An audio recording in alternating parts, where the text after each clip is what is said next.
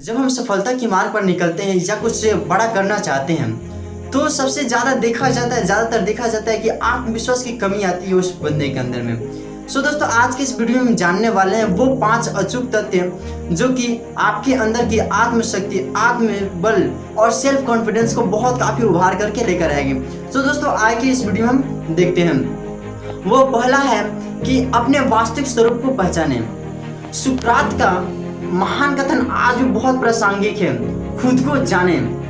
क्या आपने सचमुच किसी अपने दोस्त से पूछा है कि बताओ मैं तुम्हारी नज़र में कैसा दिखता हूँ, मेरे अंदर की कमजोरियाँ क्या हैं, मेरे अंदर की अच्छाइयाँ क्या हैं, मेरे अंदर की शक्तियाँ कैसी हैं, मेरे अंदर वो कौन कौन सी शक्तियाँ हैं। क्या आपने कभी इन सारी चीज़ों को जाना है?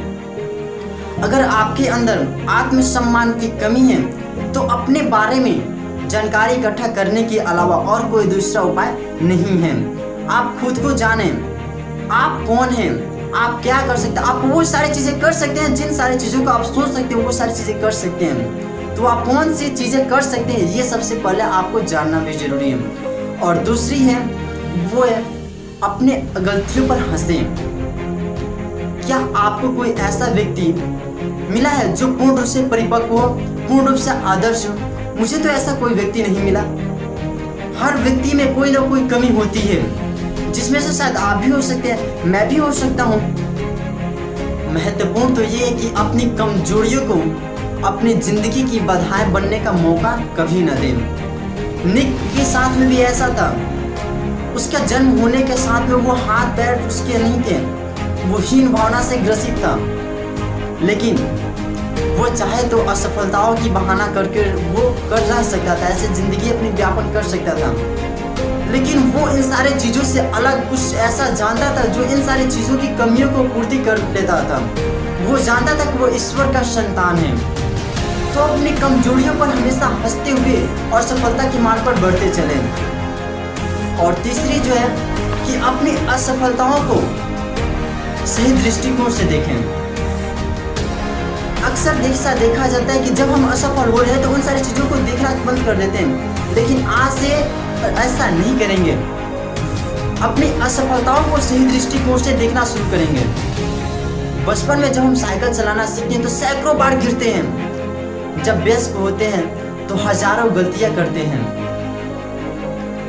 लेकिन अगर उन सारी असफलताओं को अगर हम ना ध्यान दें और वैसे छोड़ते जाएं तो ये हमारे जीवन में एक नकारात्मक पैटर्न बनती हुई जीवन भर हमारी चलती रहेगी। हम वहाँ पर ध्यान देते हैं और साइकिल को चलाने में इम्प्रूव करने लगते हैं। जब व्यस्त होते हैं तो हम जो गलतियाँ कर रहे होते हैं जिसके कारण हम असफल होते हैं उसमें इम्प्रूव करते हैं, उसमें सुधार लाते हैं। तो अपनी असफलताओं को जब हम वहाँ पर सही दृष्टिकोण से देख रहे होते हैं तो उसमें इम्प्रूव करते हैं। ठीक उसी प्रकार से आज भी हम ये देखेंगे कि हमारे अंदर वो कौन सी जो डिमेरिट है जिसकी वजह से हम असफल हो रहे हैं, उसे सही दृष्टिकोण से देख करके उसमें इम्प्रूव करना हम शुरू करेंगे।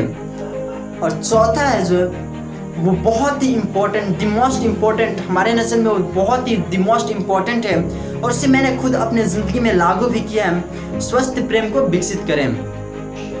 क्या आप जानते हैं खुद से प्रेम करना सही है कि नहीं?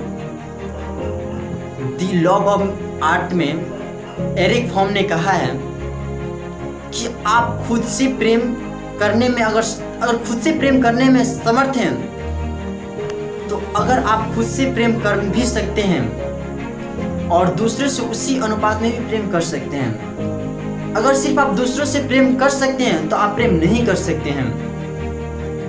ईसा मसीह की एक मैंने बुक पढ़ा, उस बुक में बहुत ही अच्छी मुझे बात मिली थी। उनसे जब पूछा गया था कि आपकी सबसे महान कमांडमेंट क्या है तो उन्होंने बहुत ही सरल सा जवाब दिया था कि आप खुद से जितना प्यार करते हैं उसी अनुपात में आप अपने आसपास के सभी लोगों से उसी अनुपात में प्यार करें। तो ये जो बातें जो है कि बहुत ही परफेक्ट है।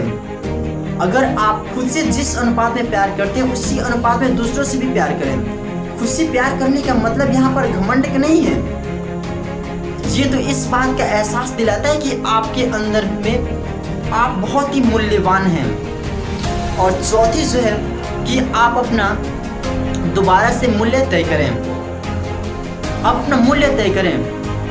एक समय होता है, एक लड़का अपने पिताजी से पूछ बैठता है कि पिताजी हमारे ज़िंदगी की कीमत क्या है। उसके पिताजी कुछ ना बोलते हुए सोच में पड़ जाते हैं और धीरे से कमरे में जाते हैं और वहाँ से एक पुरानी घड़ी को लेकर के चले आते हैं और उसे दे देते हैं कि जाओ इसकी बाजार में मूल्य पता करके आओ कि आखिर इसकी बाजार में क्या मूल्य है। वो जाता है, सबसे पहले वो जाता है एक कबाड़ी की दुकान पर। वहाँ पर जाता है तो वहाँ से किलो से तोल करके उसकी वजन के अनुसार से उसको पैसा बतला देते कि इसकी मूल्य इतनी है। वहाँ पर वो बोलता नहीं है कि मुझे पैसा चाहिए, वो बोलता है कि मुझे सिर्फ इसकी भाव पता करने थे, इसका मूल्य मुझे जानना था। और वहाँ से चला जाता है घड़ी की रिपेयरिंग की दुकान पे।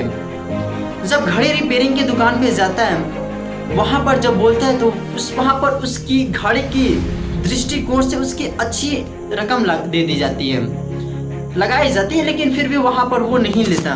उसकी भाव पता करके वहाँ से भी वो आगे की तरफ बढ़ जाता है। आगे चला जाता है म्यूजियम में। जैसे ही म्यूजियम में पहुँचता है तो वो इतनी पुरानी घड़ी थी कि म्यूजियम वाले को देख करके आश्चर्यचकित हुई कि वाह, अगर ये हमारे म्यूजियम में रहता तो हमारे म्यूजियम की काफ़ी शोभा बढ़ा सकती है।